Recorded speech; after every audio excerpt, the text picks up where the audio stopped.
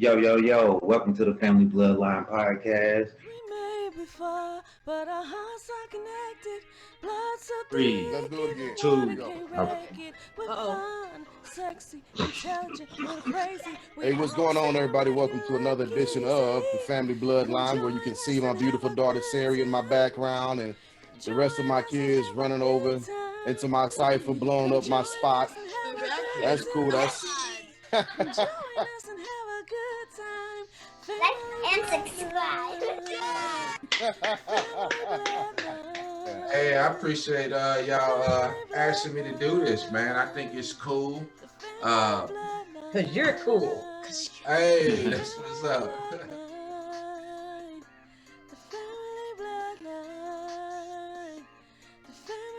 I just read your text where they say,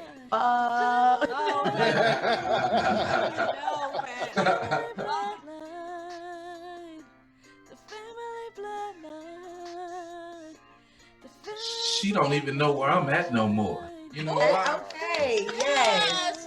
Yes. Salute, salute. my address. we're gonna be all right. We'll always be all right. So speak from the heart. Again, this ain't something that we just trying to get to have people feel good about themselves or whatever the case may be. I'm just trying to get to like some real ass shit. I asked God to help me because this is something that I already know. I can't do this by myself.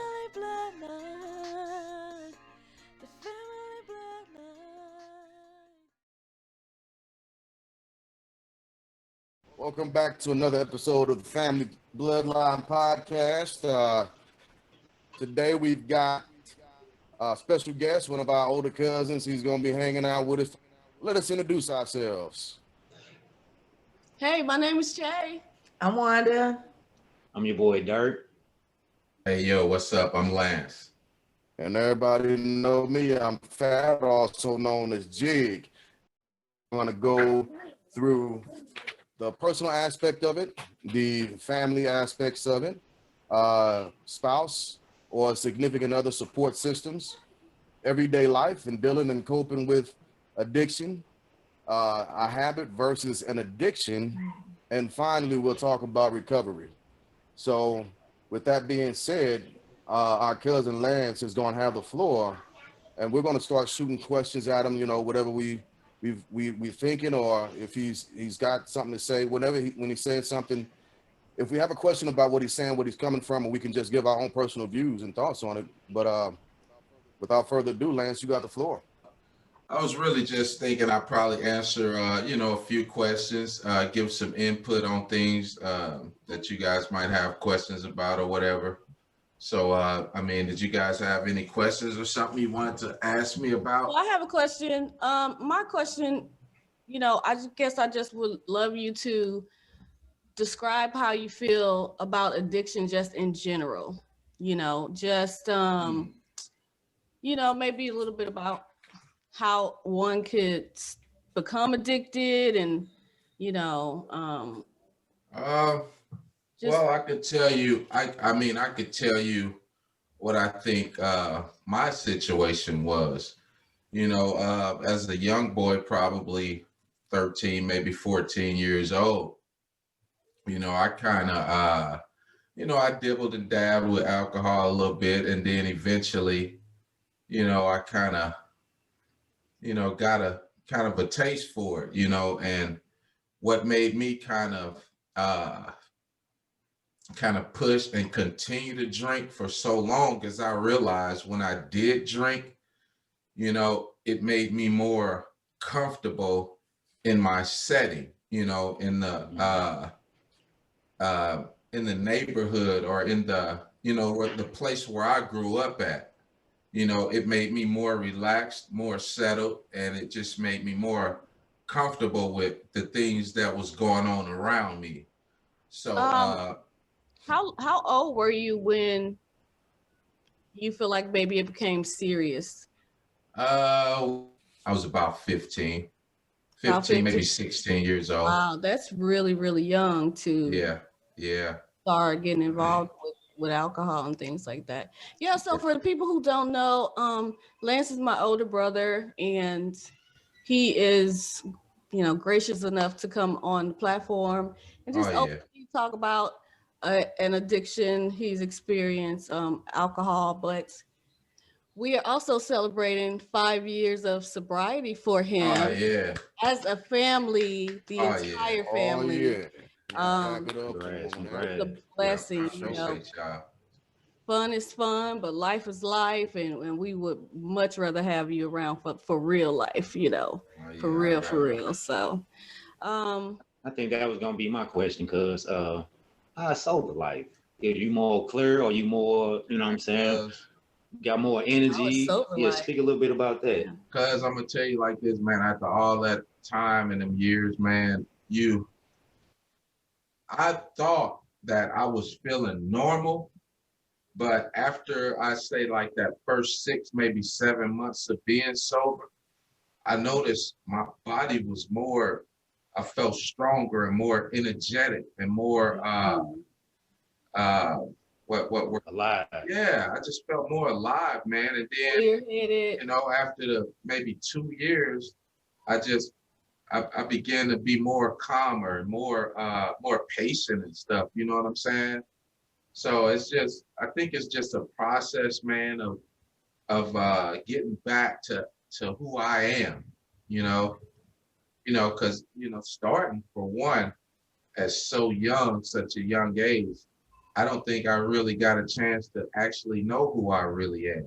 You know what I mean? Wow, that's interesting. Gotcha. And so right now, I'm learning, who I am. Honestly, I am. A lot Wow. of people might not know that, but I'm really learning who I am. That's great. Yeah, Amazing. yeah. Important to say. Was there ever? So with Oh, that go being ahead. said, and mentioning that you started from a younger age, Yeah. how long did you drink in total? What was your duration? Ooh, 15. Because I say from the age of 15, I'll just say 15 because that's when it became a real habit. Mm-hmm. So I say from the age of 15 to 41, Mhm. all the way till I was 41 years old. Oh wow. Yeah. Wow. And I'd have these days where I might stay sober for 2-3 days or something, but then I'll also have days where I'm just straight drunk for like months and months straight, so Wow. it was a serious problem for me, man. I had to get rid of that. Was it just beer or was it alcohol? I started out with beer, but I say about 10 years ago, I started drinking vodka. And what happened was, I'd wake up, I'd get off work on like a Friday, and I'd wake up Monday morning late for work, and I noticed it's about 6 cases of empty cans everywhere, about 5 or 6 empty vodka bottles, and then people would hide them from me, you know what I'm saying? I'll find one hidden over here. They trying to hide it from me, keep you from drinking anymore, so it was quite a bit, but it was mostly started off with just beer. I mean, for years I didn't drink liquor because it made me angry. It gave me it gave my body a different effect. Mm-hmm. But beer always, I was able to just drink and drink and drink until it was all gone.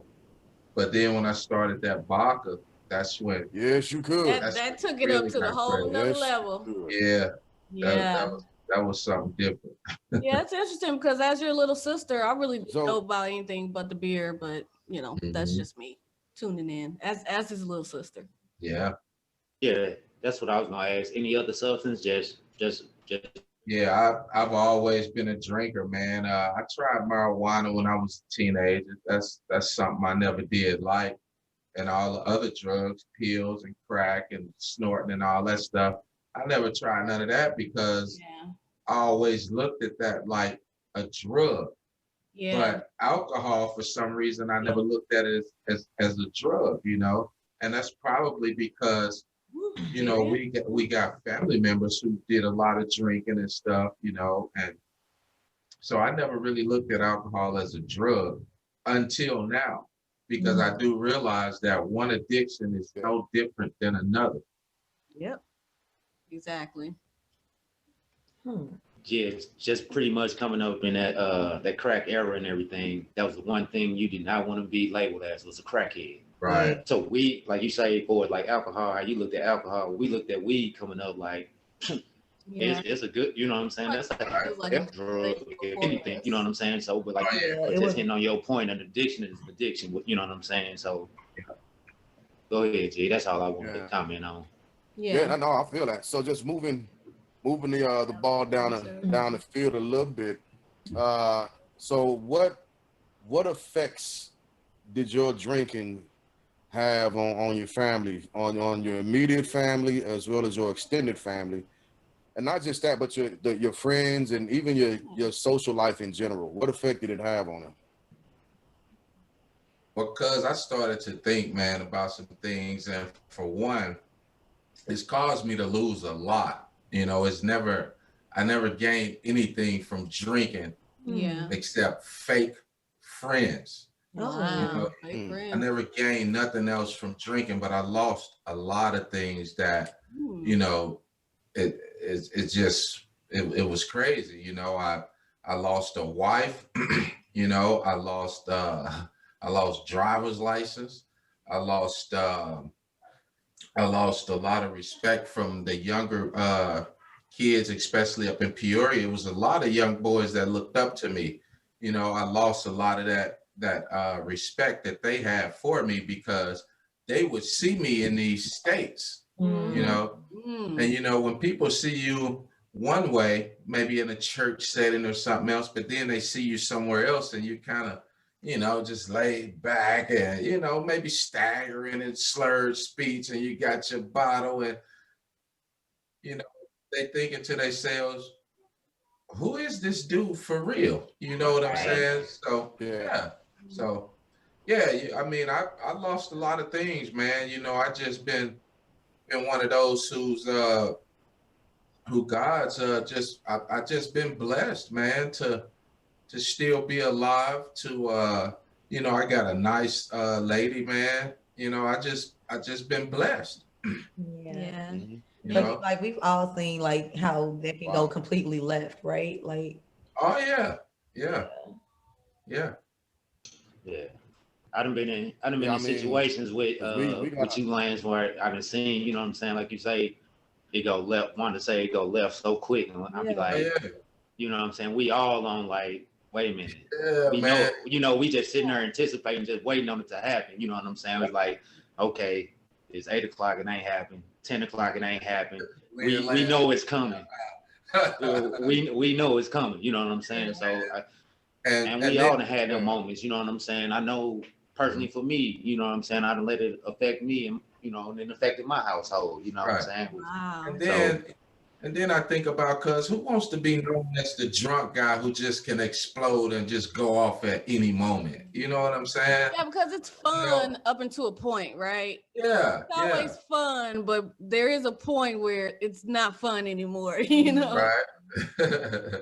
Yeah, I mean, I'm like right now in my life, you know, I'm just trying to be known as the drunk guy that changed his life, and just, you know, for the better, you know. And all I had to do was, it's just like a bad relationship, if you want to look at it like that. It's like a bad relationship. See, I picked this, and I'm gonna use some nasty words, but that's the only way I can say this. You know what I'm saying? You know, like that Bud Light can, that King Cobra bottle. See, man, them dirty hoes, man. And see, I picked the bitch up as a teenager. And see, my whole life while I'm traveling my road, man, trying to do this and that and accomplish this and that. See, I can't do none of that because I still got this bitch tagging behind my back holding me down. In your life. Okay. You see what I'm saying? So I look at it like that right now, man. I leave that hoe over there, man. She don't even know where I'm at no more. You know why? Okay, yes. She don't know. Salute, You don't know my address. And don't give it to the bitch. I'm invisible to it. Right.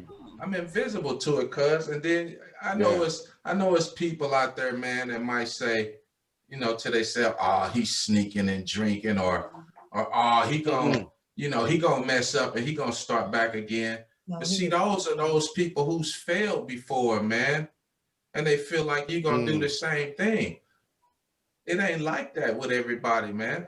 I was gonna ask, you know, about your circle. You know what I'm saying? Yeah. How did you have to change your circle up to, you know what I'm saying, complete your mission, complete what you want to do? Because my circle is y'all and my lady, and my fiance. That's my circle. It's family. That's my circle. Right. What it is I'm different, man. I'm not who I was, and so I feel kind of different, or what word can I use? I feel separated, kind of. You know what I mean? And so that makes you reinvent. Yeah, and that. Yeah, you can reinvent yourself. And it makes me feel like I'm not a part of that, because I can't really get into the conversation a lot of times, because I'm kind of focused on something. You know what I mean?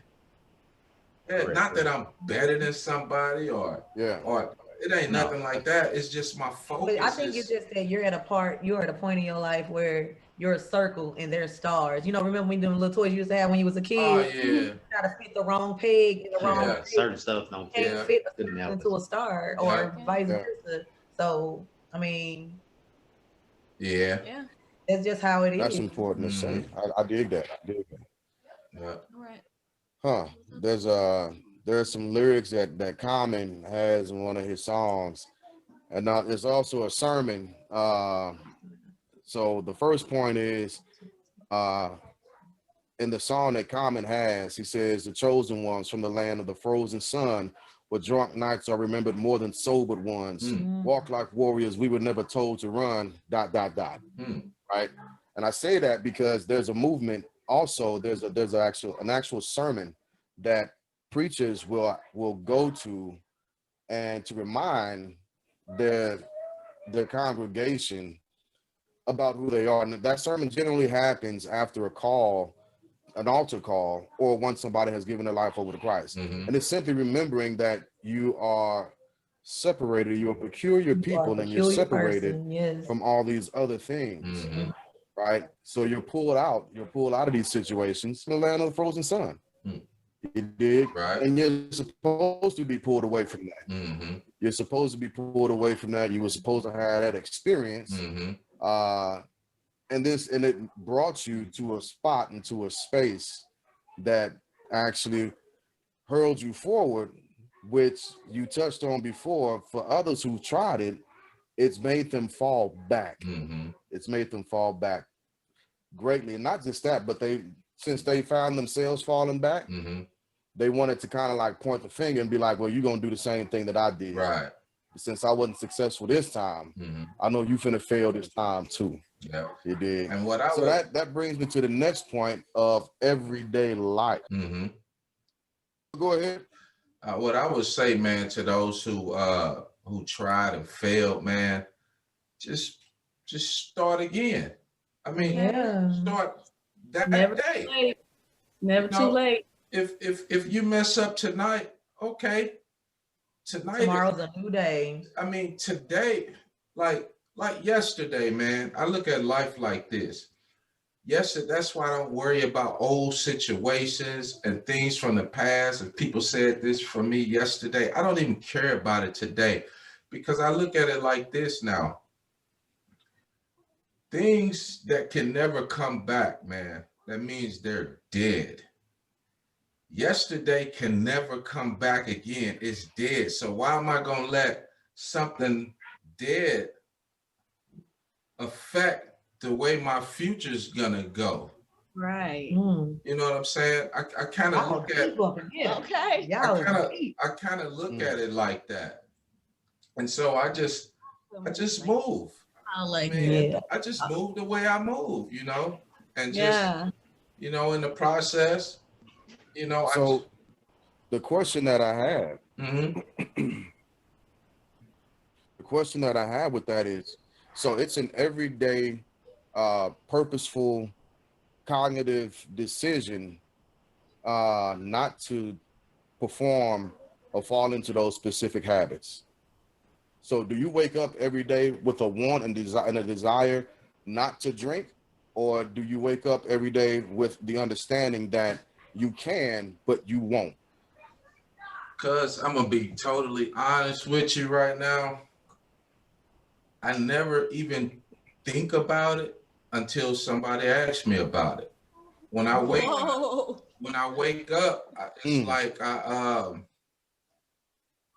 my day's already planned. I go to work. From work, I come back home. It's like something I never even think about no more.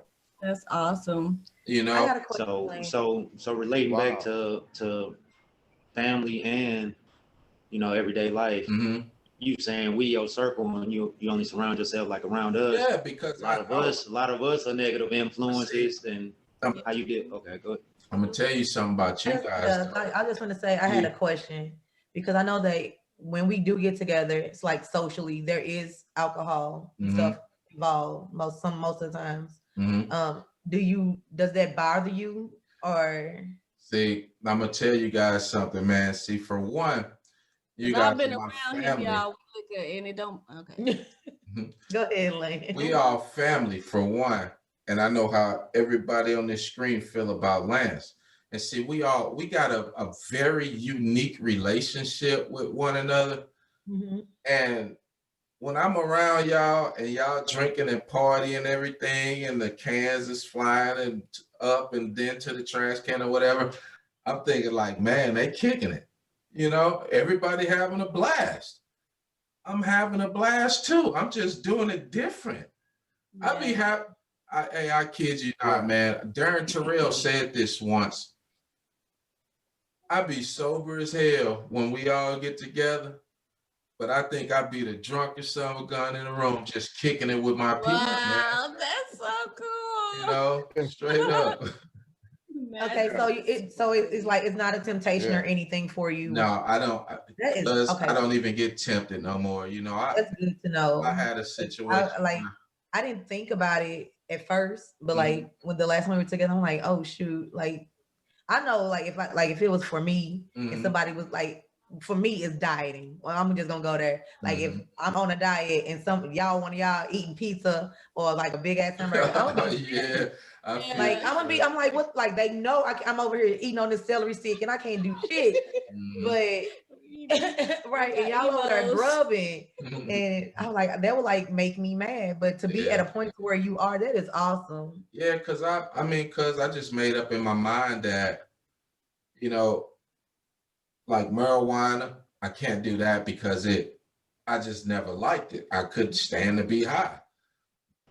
Alcohol, I can't do that because it's gonna be funny as hell. I'm allergic to the shit. You don't treat me right. Okay. They don't understand that kind of English. So I just can't do nothing. And I made up in my mind that I'm gonna be that guy that just don't ever do nothing ever again. And it's like you have to be like one of the strongest people I know, because it's like you know, cause I get inspired, man, by like man, y'all see what Uncle Buckton did, you know? And I'm thinking to myself, okay, well, why the hell can't I? You know what I'm saying? Yeah. Why can't anybody? Why not? Why can't anybody? And so the way I go around all these different states that I moved to and been to, and I'm telling all these people this story about, you know, how my Uncle Buckton, how he did his drug of choice and alcohol or whatever he decided to do. And then for all those years, and then all of a sudden, he just cleaned himself up, and you guys see how he prospered and everything.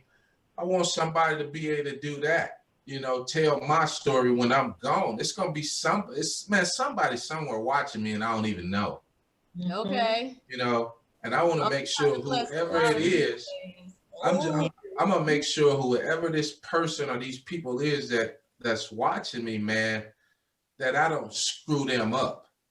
Because I can make one little stupid slip up and try to, it's going to be all right, and destroy somebody's whole thought process, man. Just destroy somebody's, you know how people can be watching you, man, and you searching and getting here and you doing it and doing it and doing it, and then you just disappoint them like that, man. That can destroy them.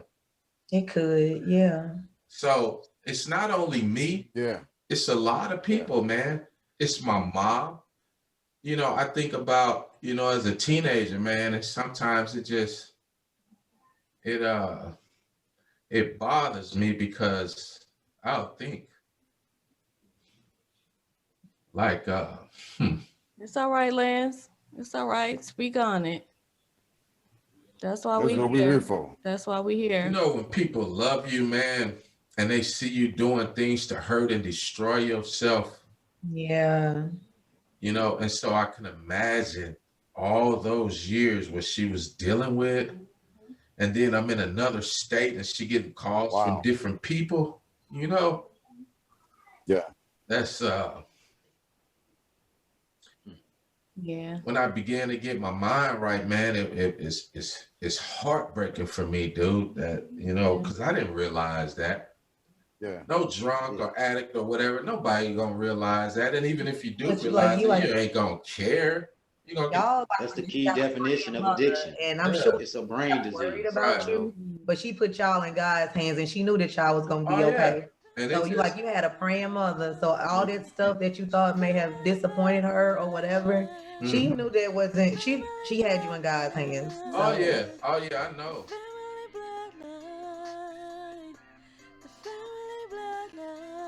So everybody just gonna walk off, huh? Everybody just walk off and just leave me sitting there. This what I get for not being on last night, huh? Just cause I ain't get on last night, y'all gonna all walk away. Boy, y'all something else. I tell you about people, man.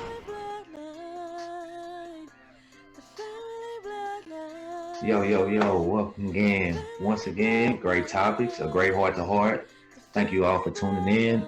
Please hit the like and subscribe button. Thank you for tuning in to the Family Bloodline podcast. I'm your boy Dirt. And I'm your girl Che. I'm Wanda. And I'm Jig, also known as Fat. Hey, love, light, and peace, baby. If you like something, let us know. If you got questions, let us know. If you want to be a guest, let us know so we can put you on. Yes. We thank you. We love you. So from us to y'all, bye. Good night, y'all.